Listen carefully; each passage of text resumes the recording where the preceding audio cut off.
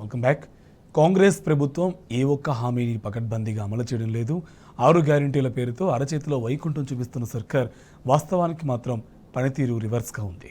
ఎన్నికల సమయంలో ఇచ్చిన హామీలన్నీ తుంగలో తొక్కే దిశగా ముందుకు సాగుతుంది. అధికారులకు వచ్చిన వెంటనే 1వ తారీఖే ఉద్యోగులకు జీతాలని చెప్పిన ప్రభుత్వం ఇంకా కొంతమంది జీతాలను పెండింగ్లోనే ఉంచింది.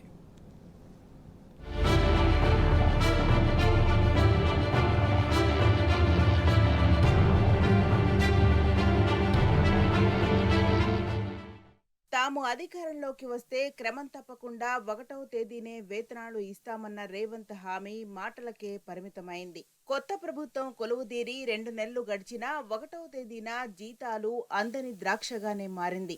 లైబ్రేరియన్ల దగ్గర నుంచి చిరుద్యోగుల వరకు సకాలంలో వేతనాలు అందక నానా అవస్థలు పడుతున్నారు. 3 నెలలుగా వేతనాల కోసం ఎదురుచూస్తున్న లైబ్రేరియన్లకు పలు విన్నపాలు, ఒత్తిళ్ల తర్వాత ప్రభుత్వం కొన్ని జిల్లాల్లో వేతనాలు విడుదల చేసింది. కానీ 3 జిల్లాల్లోని ఉద్యోగులకు మాత్రం తమ జీతాలు ఇంకా పెండింగ్లోనే ఉన్నాయి.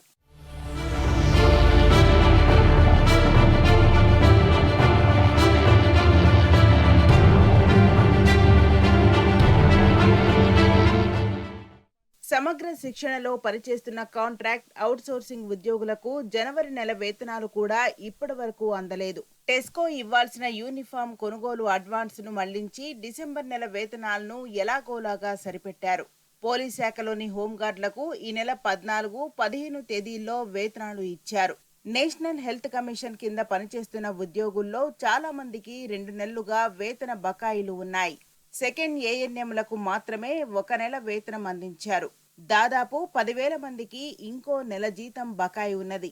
మిగతా స్టాఫ్ నర్సులు, ల్యాబ్ టెక్నీషియన్లు, ఇతర సిబ్బందికి 2 నెలల వేతనం అందాల్సి ఉన్నది. ఇలాంటి వారు సుమారు 5,000 మంది వరకు ఉంటారు.